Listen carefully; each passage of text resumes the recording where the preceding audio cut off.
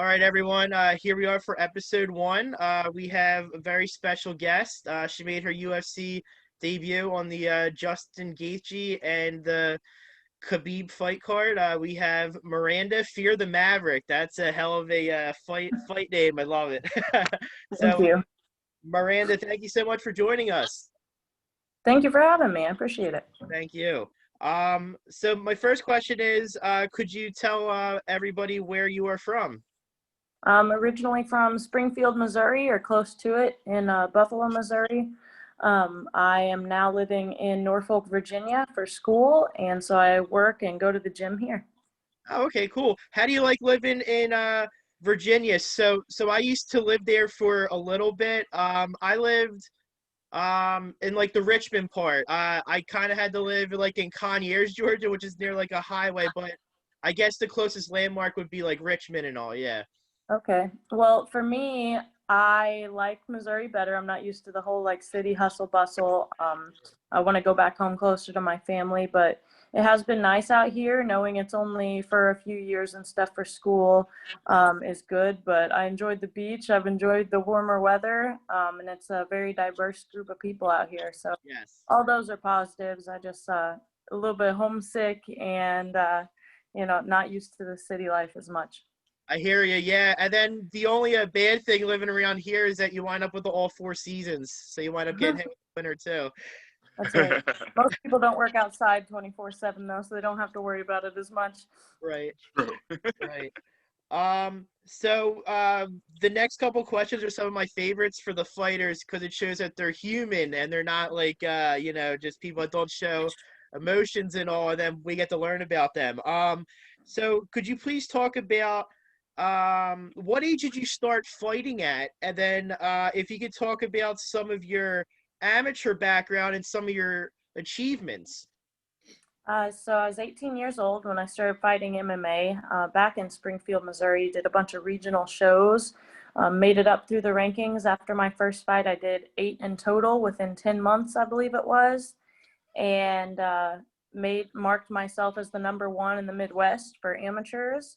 At one point, I fought a woman that was twice my age. Like it was just, a very big range going in there at 18, just surprising people and them underestimating this child.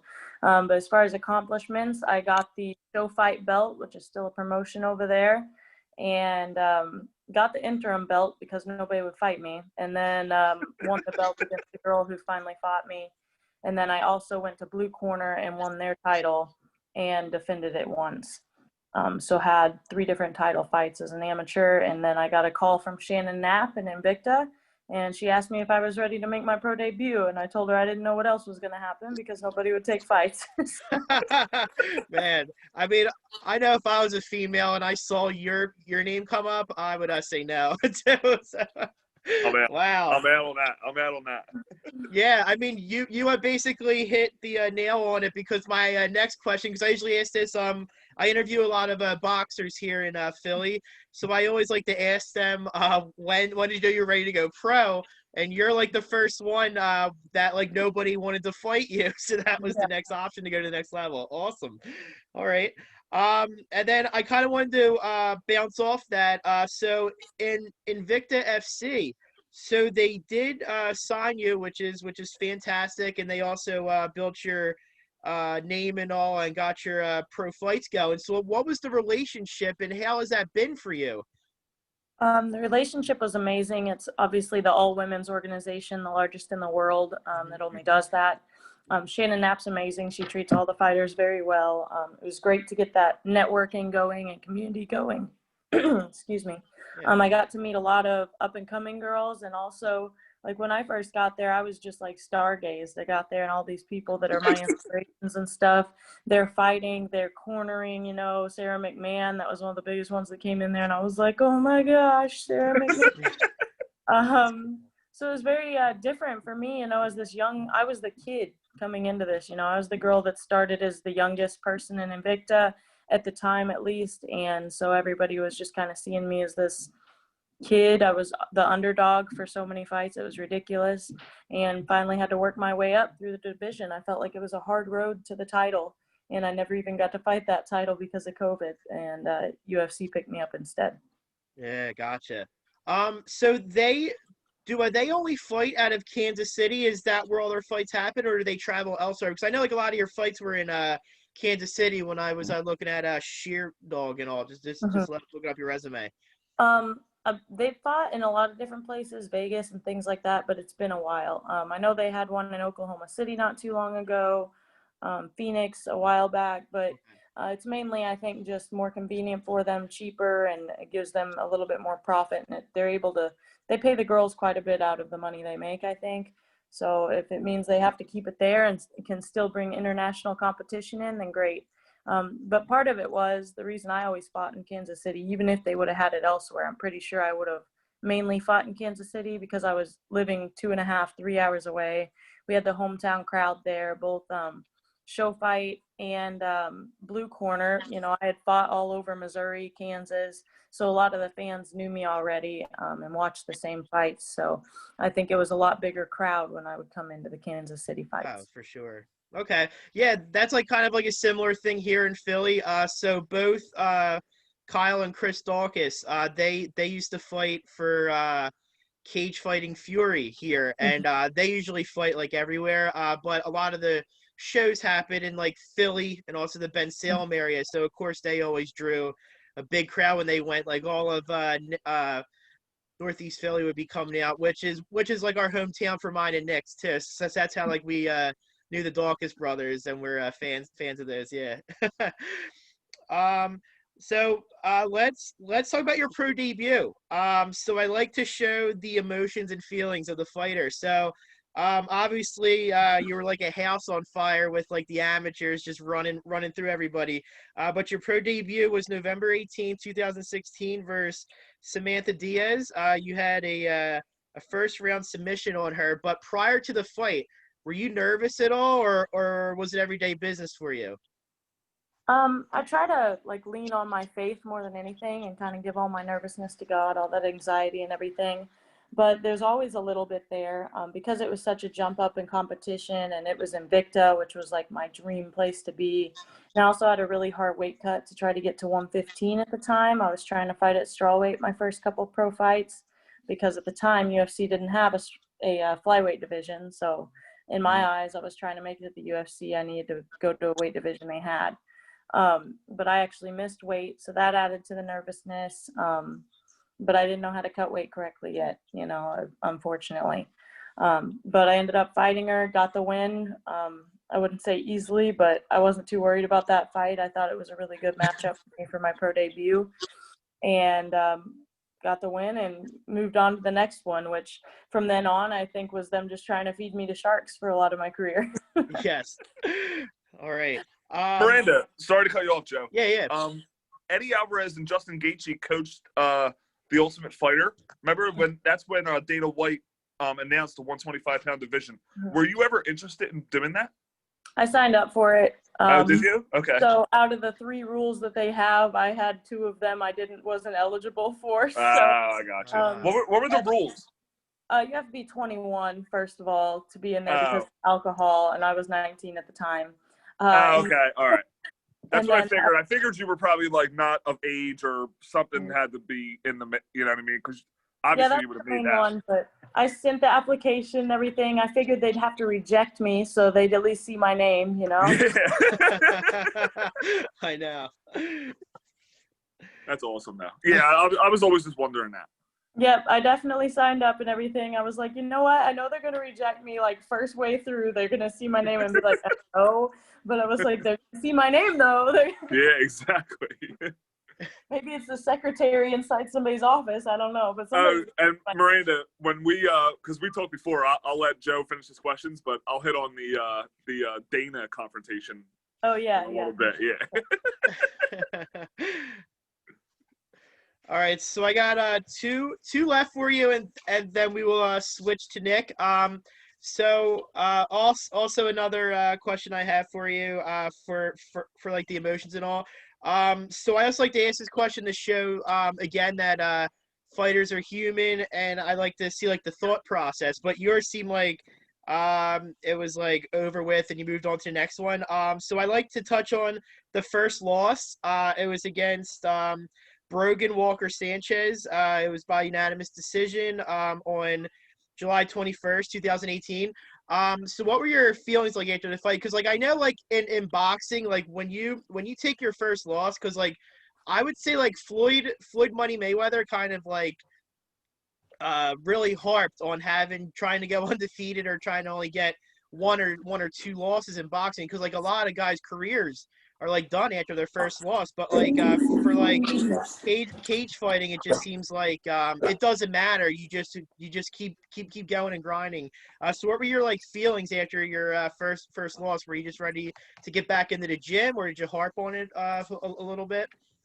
No, I don't think it's good to put the pressure on not having a loss. I just wish mine was at a higher level at the time. I went into that fight after a knee surgery. I'd been out for almost a year, or not even a year. But my surgery, I actually only stayed out 5 months, which was not long enough. Usually people take a full 12 months to get their surgery taken care of and recovery. But I was young and I was like, I'm fine. I'm not that hurt. Like, finished my rehab very quickly and went straight to the fight. Probably should have taken a little longer. I had a little bit of ring rust. My knee was still messed up and I was very scared of it. But went in there, took that fight. My cardio was trash. It was one of my first times ever making it past the first round. I think that was a lot. Actually, I think that was my only pro fight. Yeah, it was my first pro fight. It was my first fight ever having 5-minute rounds that I made it past the first round. Oh, wow. So my cardio was exactly not where it needed to be. And on top of that, it was mainly my mental. You know, I was young. I tell people I was a child, you know. Yeah. Mentally, I was like I was not where I needed to be. You know, I was going in there with confidence, but not the right mindset exactly. And so I went in there, lost that first round, or not even lost it. But by the time we went to the second round, I was like, dang, I couldn't finish her. And I had this like defeated feeling just because I didn't finish the fight in the first round because I was so used to it. And that was just very immature of me. And I had to learn to get over that and move on. But just like any great winner, I think it's irregular to lose. You know, you don't want to lose. And for me, losing anything is failure, like absolute failure, whether that be in schoolwork and I get a bad grade, whether that be having a bad relationship with somebody. Like, those are very devastating to me. My mindset is one to where I don't like it. I don't like losing. I see it as an overall thing, not just oh, I lost in this one little fight. Like, Right. I'm like, I obviously lost in every single hour of training leading up to this. I wasted 8 months of my life preparing for it. Like, all that stuff, you know, I feel like I disappointed my whole family, everyone that was working towards that. So I got back to the gym literally the next day. I was in the gym working with another training partner who was getting ready for a fight, and trained my butt off. I worked on my cardio. I worked on my striking more. And just went in there to work harder. And the next fight I came out and dominated. I lost one more pretty soon after against Deanna Bennett, and I'm glad that I was able to avenge that loss eventually. And hopefully I don't have any more losses for, you know, for this foreseeable forever. Yeah. Forever. Yeah. Thank you so much for answering that, because I know that could be a very tough question for people. So like that's why like I usually like it's kind of like a feel out when like I do an interview to see like how like open the fighters are. But thank you for answering that, because like because like what I've learned with like the fighters boxing or cage fighting is like every loss is like a lesson. So like obviously that have really helped you with your training, even though you had your knee issue, but like now you know your training regimen, you got stronger. So yeah. Yeah, and Thank they you say for it's a answering that. lesson. I don't know how much I agree with that. I think you can learn the lesson without losing. I'm a person that's like, you either win or you lose. But that's kind of how I was raised, I guess. For me, it's if I lose, then I lost. Like, I need to go back in there. And I guess it could be a lesson, but you still need to keep in mind that you lost. It shouldn't be a win in your mind, in my opinion. Yeah, because so I think I don't even think, I mean, obviously you care that you lost, right? But I think you learn more of a lesson like, oh, okay, so I'm not going to finish everybody in the first round. Mm-hmm. So Yeah. that, like, all right, you know what I mean? Like, these girls are not all going to be first round finishes. Yep. So, and that just makes you train harder. And, you know, if you get a first round finish, you're like, sweet. Yep. You know what I mean? Yeah. And I've been lucky enough, I would say, I'm not sure, I'd have to look back, but about like 60% or more first round finishes, I would say, at this point. Yeah, for sure. Even your UFC debut, when Yeah. According to plan. Kind of, I Yeah. guess. Yeah. All right. So that's all I got for you.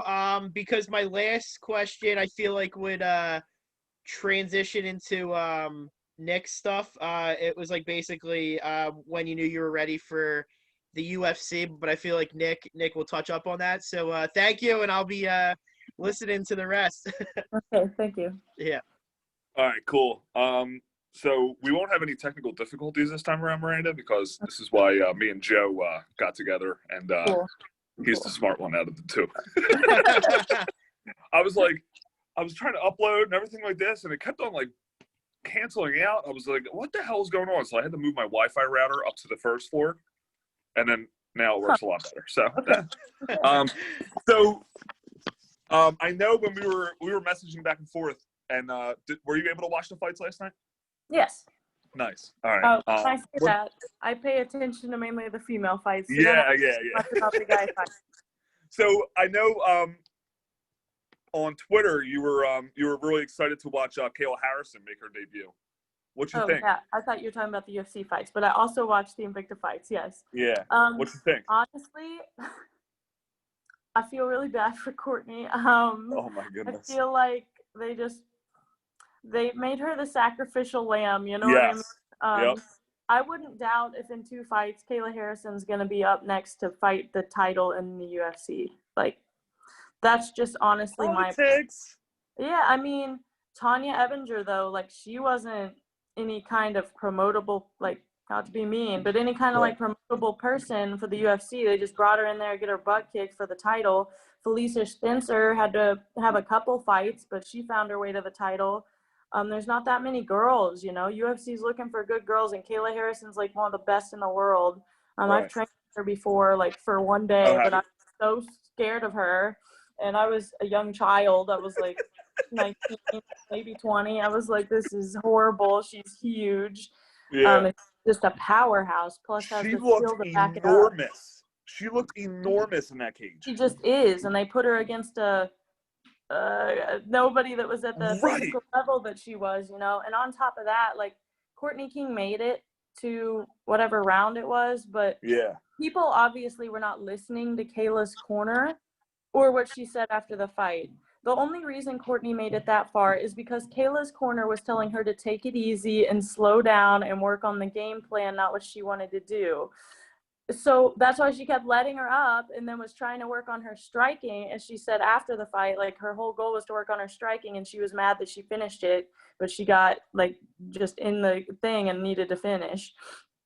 And I'm like, she literally could have probably finished that fight in 40 seconds if she wanted to. If she wanted to, yep, absolutely. And she was just a very slow pace. People were like, oh, the weight cut must have affected her cardio. I'm like, it's not her Look at her sitting there and Mount waiting for her to do something and then being like, oh, I'll punch you, but come on, if I need to work on my stuff, you know? So I felt like Kayla just, although people are like, it was a good performance, she could have done a lot better, and she chose not to work on stuff that she needed to work on. That's my true opinion of it. It's kind of like, honestly, I did that in an amateur fight.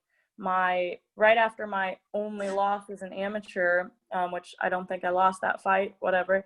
But after that, my coaches were debating pulling me out of the fight and putting me into kickboxing for a year or so because I wasn't using my striking in my fights. Even when I didn't have that good of striking, but I had okay striking at the time, and I just wouldn't use it. I would just take the girls down and finish them. And they were like, if you're going to go pro, you're already running out of girls to fight. If you're going to go pro, you kind of need to know how to punch somebody in the face. You can't just be doing this, because someday you're going to run into somebody that can test you on the ground. And I was like, yeah, it's fine, you know. We'll figure it out. So the next fight, the whole thing was, do not take her down. You're going to stand for 3 rounds, and you're going to strike with her. No takedowns. And I was like, but I want to take her down. I remember twice I went in to go take her down, basically, because I would, like, get hit, and my first reaction was, nah. And my dad was like, no, do not, no. And I would let go. You can, like, see me in the fight, be like, nah, never mind, and, like, let go over it. So it's like a choice. When you're in there and you're going against people that are a little bit lopsided matchups, it's kind of the better fighter's choice to take it wherever they want. Right. But impressive fight. I'm impressed with Kayla as a whole. I think she's going to make a wave in this division. Yeah. So I think I was telling my wife when we were I was like, you gotta watch this girl. You gotta watch this girl. She's like, Nick, I hate fighting. So whatever. Long story short, we watched that whole thing. She was like, Jesus Christ, look at her face, right? And like all this stuff, like poor God, I felt so bad for her. And she goes, are they gonna like stop this? And I was like, yeah, eventually KO's just gonna like get on top of her, keep on punching her in the face. Like, I was like, eventually that's gonna happen. But yeah, she was like very freaked out by all the blood and everything like that. And I was like, well, this is cage fighting. They love this shit. Kind of. Thank you. That was a really bloody fight, especially for a bitch, but yeah. Yeah. All right, so we got into the first female fight last night, which was one of the Shevchenkos, your weight division, and Ariane Lipsky. Thoughts on that fight? So I already made a post about it, and I talked to my management because he didn't want me to post what I wanted to post. Yeah. Because for me, I want my pay to be better. I want my pay to be better before I fight somebody of that level. Absolutely. Whatever that level means. But, rankings are rankings. Reality is a different thing. I told my manager, like, I could sweep these people up and, like, easily on the ground and standing. Yep.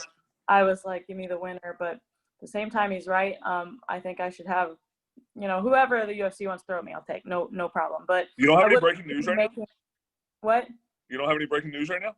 Unfortunately, I do not. Come on.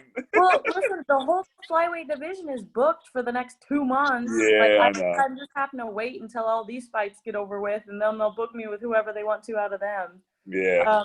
But it's unfortunate. But at the same time, I don't want to be making the money winning that they do losing. You know what I mean? Absolutely, yeah. I would like to be up to that level financially before I have those fights, because I don't want to be fighting for the title and get 1/10 of the pay they do. Right. So I see some of the, like, I always look up the UFC salaries after the fights because, like, they disclose that stuff. You know what I mean? Like, they don't care. Yeah. And it's not all the money they make, right? So, like, you have all this other stuff. It's not even close. And I look at some of it, and I'm like, holy shit. Like, that girl whooped her ass, or, like, that guy whooped his ass, and he got paid $50,000, right, salary, but the guy he just smoked inside one round got paid $250,000. Yep. You're like, what just happened? Like, I guarantee if you look up salaries from last night and you look up Paul Craig versus Mauricio Shogun Rua, it's not even close. No, it can't be. And that's how I feel about it. That's why I think it should be more based. And especially for those of us aren't as established in the division. Like, even for me, like, some girls have good sponsors. I don't really have that good of sponsors yet as far as financial funding, because they're all waiting to see how I would do in the UFC, you know? Yeah. They're like, well, it's your debut. We'll see how you do, you know? So you're like, how was that? Yeah, exactly. So maybe this next time I'll have people jump on the bandwagon before I make the price a little too high for them. Exactly, yeah. But, yeah, I would just I could easily sweep through those girls. That's just my true belief. I watch their ground game, and I'm literally the person who stands up in the room, and I'm like, what? Do this. Like, I'm coaching them both through the moves, and everybody's like, Miranda, calm down. And I'm like, no, this is my division. This is embarrassing. But, listen, I think yeah. Shevchenko has a name because of her sister. And that's my honest belief. You even heard she's a good fighter. She's a good fighter, but like you said, she's not like. Listen, I think she's gonna eventually run into someone, a badass bitch, as I like to call them. And she already did, though. I mean, they put her against people that weren't even all that great, and she lost. That's what I'm saying. No problem. Yeah. So eventually, she's gonna get a wake up call. And it's interesting to me, like, I really didn't realize she was as old as she is. I knew she was the older sister, but she's 36 years old. Like, first off, she looks great for that age, but at the same time, like, eventually you got to stop getting punched in the head. Right, yeah, exactly.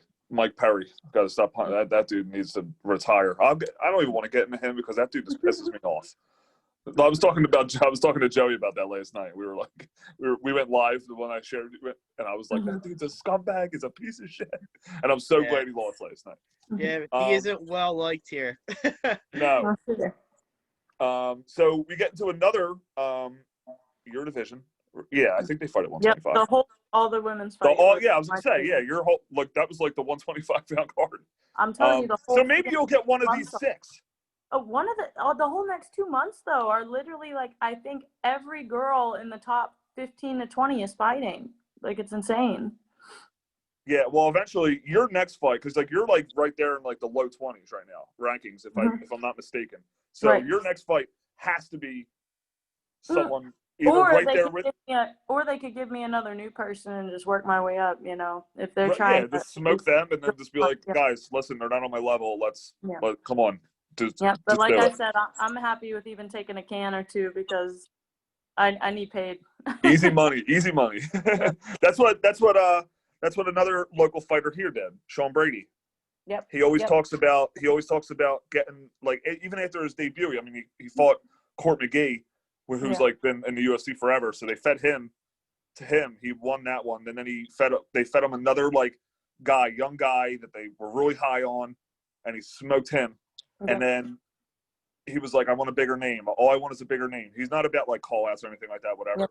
He's like, I want a bigger name. Then they give him some guy who just fought in the Contender Series.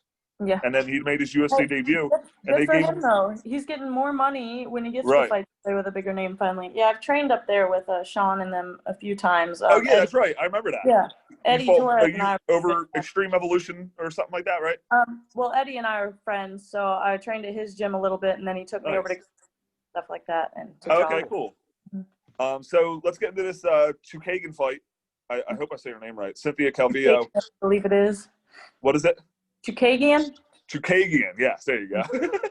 I like when we went live and I was saying these names, and then you hear Bruce Buffer say the names, and I'm like, wow, I butchered that name. Oh, my dad's like this, especially with some of the female names. He's like Chukagian. I don't know. You know who I'm talking about. Yeah. What you think of that fight? I think Calvillo stinks. I'm just gonna say it. I think she stinks. I think they're both pretty high level, so they both make each other look worse than they are. I will say that if you saw her against one of the earlier girls, they'd look great. That's my personal opinion. I think if you get two people in there that are both the same skill or high skilled, they can both look like trash. However, yeah, it was just not Cynthia's night. I actually thought she might have won that fight. Oh, really? Okay. Disappointed in the performance. But also, like, Chukagian came out there with her best. I actually think she looked really good last night. She did look really good. But there's just still so many holes in her game. I've been calling out anybody, it's been her, I guess. I just think if she is on her way out to retire, well, if she's on her way out to retire, she should give somebody young and upcoming. Yeah, absolutely. It's a win-win for her, kind of, you know, or I guess Caitlin, not. It's a lose-lose. If you're watching this, Caitlin. That's right. Miranda wants you. But I know that she's such high level right now, they probably wouldn't like toss me in there for the next fight, but it is what it is. I also know what I could do there. I think I just know where I'm at. It gives me so much confidence watching those fights last night. I was just like, wow, I feel like sometimes I'm even harder than what I thought. Yeah. Yep. So what I would think, because you remember the Shevchenko versus Chukagian fight. Mm-hmm. Shevchenko just bullied the hell out of her. And I honestly think that's the thing. If anybody uses the game plan to bully her, just like Jessica Andrade did, same thing. If you physically bully her in terms of even pushing her backwards, she just doesn't know what to do. She's very bad at handling it, especially shorter, stockier girls. That's just all there is to it. Yeah, exactly. And so, you know, it's a horrible style matchup for her. Yeah, but at the same time, like, flyweight division is just a shit show. Like, the top 10, aside from Valentina, are pretty much on this level of, oh, I lost this time. Okay, the next person comes in. Oh, I lost this time. The next person. Like, it's just this cycle of, okay, this person's probably better than this person, but the matchups have made it to where this person looks better than this person. And it's just really interesting, the ranking system that has been happening. Yes, I 100,000 million% agree with you. Because, like, you see some girls in the top 10, they're on, like, a 2-fight losing streak or a 3-fight losing streak. I'm like, what the hell's going on? It's not a stacked division yet. I got in at a good time. So you got in at the perfect time. Mm-hmm. Literally, you could be top 10 by the end of 2021. Absolutely. If you truly wanted that, like, obviously you want that, but like, you could literally be top 10 2021. Mm-hmm. Yeah, not even a question. And how old are you? 23? 23, yeah. Yeah. What the hell? Like, dude, that's crazy. You got in at the perfect time. Listen, I have fighters that I love, and I have fighters that I hate. And I'm not like that Twitter guy, like, tweets at him and stuff like that. In my mind, I just don't like him. Lauren Murphy, top of the list. I don't like her. I don't know why. I don't know why. I don't know. Maybe because I'm an Eddie Alvarez fan, and they fought on The Ultimate Fighter. They argue. And like, maybe that's why. I don't know. Okay. I think she's a good fighter. I just think that's another person that a 23-year-old Miranda Maverick destroys. I don't know why. I watched you fight 3 times. Yep. It's just, I watched her fight. It was on the same card as my debut. Yes. Mind you, they fed her.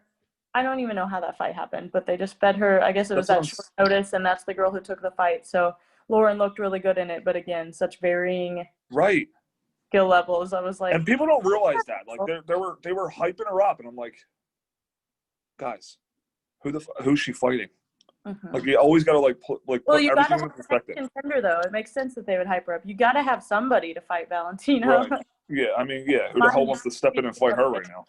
And I know you say, I know you would, but like, who the hell wants to fight her right now? Right. Mm-hmm. Minus 2,000 favorite. We haven't seen odds like that since like Ronda Rousey days. Now, mind you, Jennifer Maia pulled it out last night. I was impressed. So yeah, she looked very impressive early on, right? So like, I was personally shocked. I wasn't so much shocked. I was like, holy shit! All right.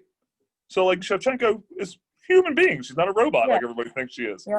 Yeah, I was able to muscle her around a little bit, take her to the ground. I said that absolutely. It'll work as you take action first. I was impressed by Valentina's wrestling though, and her initiating takedowns. I was like, okay, all right. Yep. But when you say well-rounded, yeah. So I mean, Jennifer Maia, she opened up a lot of eyes last night. Yes. She came. She was like, all right, fuck it. Nobody's giving me a chance. Look at these odds. I'm in. I'm 100% in. I'm just gonna go fight her.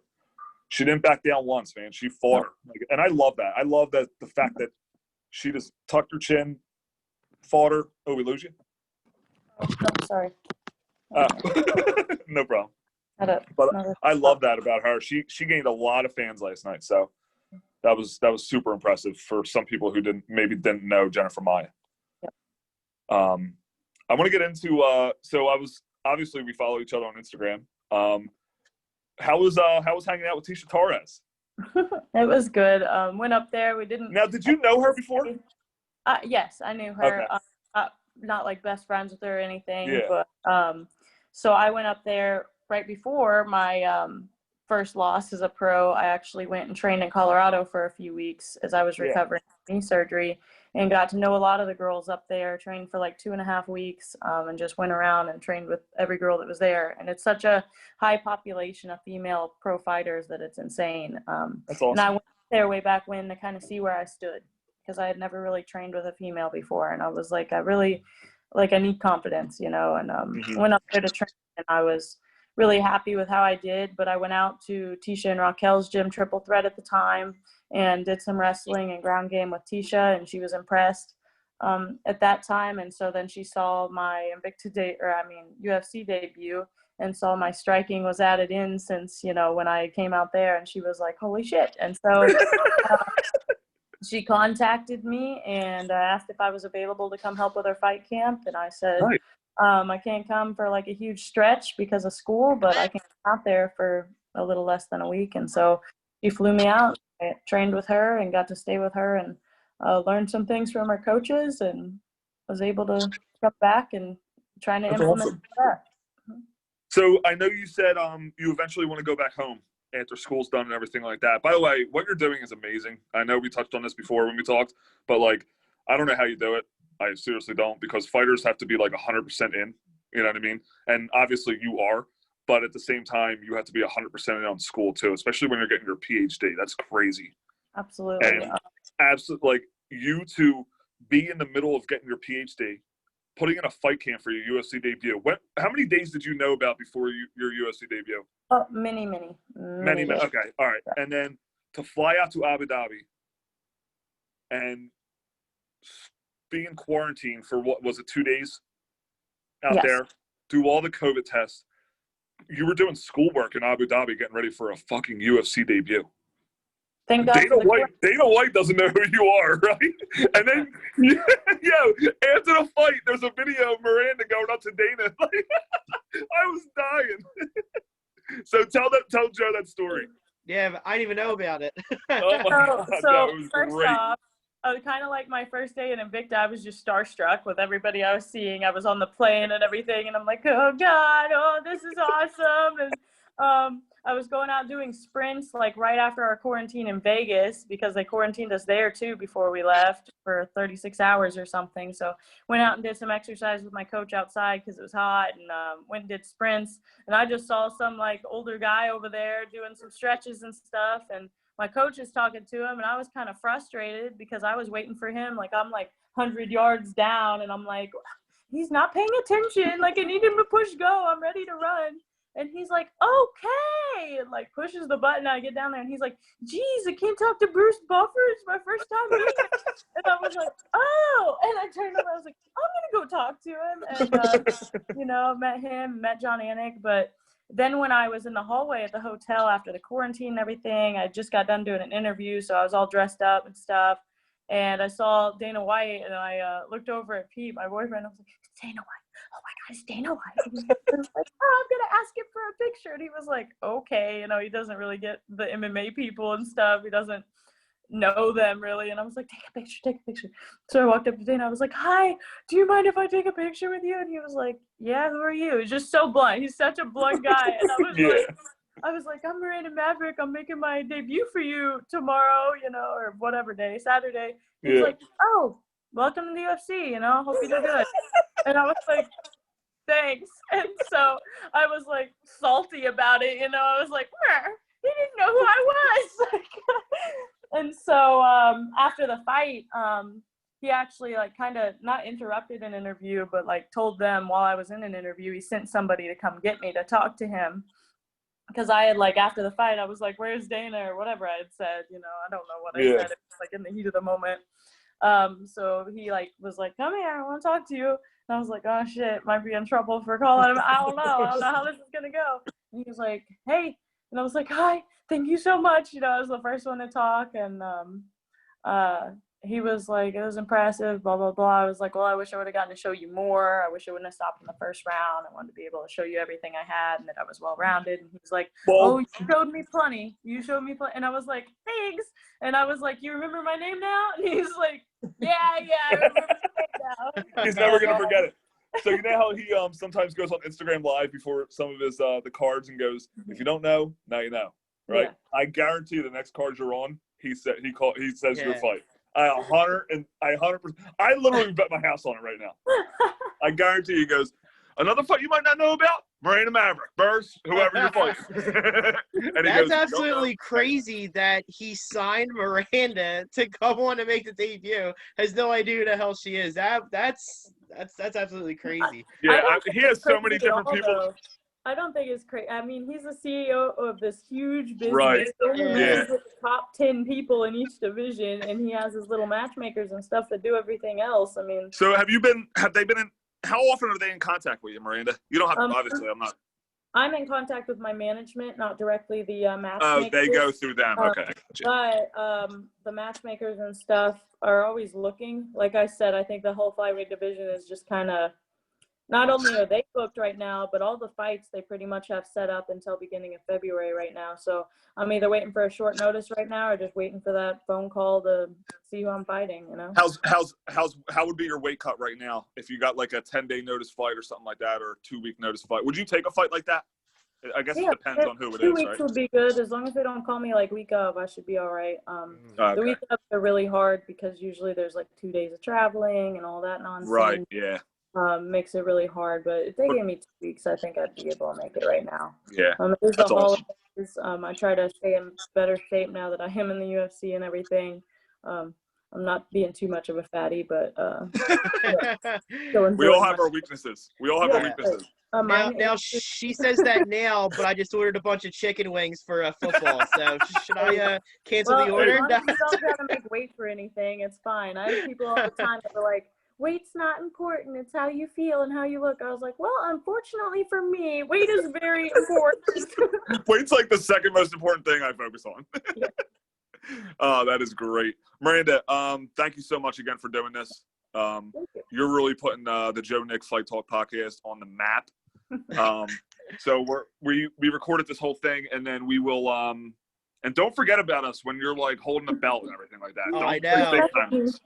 Please don't do big my time us. very, very best to get back to messages. It's getting where it's starting to be hard to I handle can already. imagine. I remember I messaged you and I'm like, I give it 48 hours till I get a reply. Probably at least. Like my message requests, it's hit or miss when and if I look at them. Plus, it depends on how mad I want to be, how many I go through, or if I'm mad. Sometimes it's laughs, but other times I'm like, why is this person calling me this? Like, they'll be like, hi, and then, oh, you won't answer me, you stupid, blah, blah, blah, blah, blah. And I'm like, whoa. I can imagine the female fighters in the UFC probably get messages like I did, like, hey, if you want to like do a podcast, like if they're like that. Or they get like, you suck at fighting, you're trash. Yeah. Or like, I hear you, I want to like take pictures of your feet. Please start a. Oh my God. Please take a picture. Please make an OnlyFans like Felice Herrick did. We'd appreciate it. Oh yeah, my God, I heard about that. I'm like, what the hell? Oh my God. You know what? I bet she makes bank from that thing. Though. I swear to God. People ask for pictures of my feet, and I don't think my feet are all that great looking. But I don't think they're all that great looking. So I don't see the hype in feet, man. A lot of guys are like in that feet shit. I'm like, what? Yeah, I don't know. It's a thing. We joke about our foot fetish club people all the time. I don't. That's funny. Oh yeah, your one. I have to hit on your one post that cracked me up. I think you were talking about how Tisha cooked for you or something. I need a man or something like that. And then you tagged what's his name, Paul? Pete. Yeah. Pete. That's right, Pete. You tagged Pete at the bottom. Just kidding. I love you. I was like, yo, Pete. I was like, Pete probably deals with the worst shit in the world on a daily basis. I have to include him on there because it's already bad enough, like what I get. Because one, like I want to keep my fan base and stuff. So like even those things, I get all the replies. I'll cook for you, I'll marry you, blah blah blah. Man. So I joke with Pete all the time. I'm like, you better keep your shit together. Yo, there's a line. There's a line. know. Yo, Captain America, there's a line, dude. I gotta get him on here one time and talk to him. And a day in the life of Pete. Oh yeah, there you go. You should do that. You should do like a follow-up interview with him. That'd be cool. Yeah, he would love it. He would absolutely be his first ever interview. You should do it. Is he home right now? No, but he will be next week. All right. So, what the last thing I have for you is one, I can't wait to see you back in the octagon, obviously. And I know you can't either. But oh my God. Joe, I did this last night, the other night too. Just everything kept on slipping my mind. Well, would you want me to just bring? I could bring up something, and then maybe you could think of the question, or are you still mind? No, yeah, go ahead. Okay. Yeah. So I saw on your Instagram, if you wanted to promote on here. So I saw that you're doing a cool thing. So you're doing like an auction for these limited edition headbands. If you just wanted to let everybody know when they could start bidding on the headbands and what it's for and all. Yeah, so you can start bidding today. The bidding ends by I'll actually probably give until next Saturday. I'm trying to collect money for Tap Cancer Out. I also have a fun page on my link tree if you go to Instagram. Okay. I am I am rolling with someone for 1 full hour for Global Grappling Day. So we submit each other, whatever. We just keep rolling for 1 hour in support of Tap Cancer Out. So they give their funds for cancer research and Cancer Society and things like that. So I'm just like selling headbands. They say Fear the Maverick or hashtag Fear the Maverick. There's another one that says hashtag Glory to God, but that one may be up for auction too, or I may just give that one away. We'll see. But I'm just trying to raise money, for Tap Cancer Out. So the top 5 bidders of those 5 headbands, I will send the headbands and I will give all the money to Tap Cancer Out.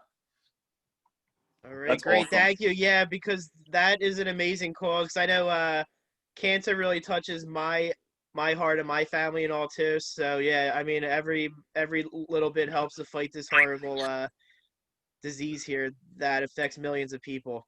Yeah, So millions. thank I you don't so know. much. Yeah, I don't know if there's anybody that doesn't affect in some way. You know, we all have friends, family. It's such a widespread thing. It's really unfortunate, and I don't know if there'll ever be a cure, but we might as well keep putting stuff towards it to at least fund those people that have to deal with it financially. Absolutely. Yeah, my uncle just passed away from cancer, and at the same time his wife's going through breast cancer and everything like that too. So that really touches him too. Miranda, if I could I buy one? I know the bidding thing too. Do you have like a store or anything like that? Or I'm working on getting an online thing set up. I'm very, very bad at that. I don't know how exactly yet. I need to work with somebody and figure that out. I don't have a store yet, but if you want to buy one, I can definitely get you one. Yes. Okay, so Yeah. what I want to do is I'll buy one. If you could autograph it too, that's what I want to do. I want something with your signature on it too, just because like you're like the most loyal to this podcast right now, Okay. and we're improving too. So we're Sure. I hope either that or I also have my shirts and stuff available. I'm sure you've seen that. The perfect. top ones, if you wanted to do that even, and it actually has my signature printed onto it. So Okay, yeah. cool. So I'll literally I'm gonna buy a lot of stuff off you, to be honest. Yeah. So we'll do that. I know Joe is interested in doing something like that too. Yeah. We will we'll be in contact with you about that too. However you accept. So So that'll I've be got the awesome. headbands, just so you guys are aware, the headbands, and for everybody listening to, headbands, my shirts, and then autographs. If anybody wants those, I got 8x10s. I'm selling as well. Awesome. All right, cool. Great. That'd be perfect. I hope to have you on after every one of your fights. I'm not going to blow you up like every other week. Hey, Miranda, can you talk again like about the same There thing you we talked about last week? Yeah. To give you some key people you could interview too, my dad would always love to interview. That's awesome. My Yeah, boyfriend. that would be actually pretty cool. My dad would be pretty awesome to interview. Yeah. The whole time would probably be him not shutting up bragging about me, but I'd love it. That'd be awesome. Yeah, that'd be great. So just to keep you in the loop too, if you follow our podcast, we'll be posting a lot of interviews. Like so, for instance, this week coming up, we have Chris Dawkins coming on, the heavyweight from Philly. He's a Philly police officer. And if you are into it with the news, Philly is well, it's a little better now, but it was a complete shit show Yeah. for the past however many months. But we won't get into politics on here, obviously. Obviously. Because Kyle's he's like the most quiet person in the world. He doesn't really respond to anything, but he Oh, posts some Kyle? funny stuff on Yeah. Twitter. But so we're gonna try to get Kyle on here too. So we'll get the Dawkins brothers. We have a bunch of local pro boxers coming in. And yeah, it's great. I'm trying to get a couple other UFC fighters in here. We'll get Sean Brady on here too.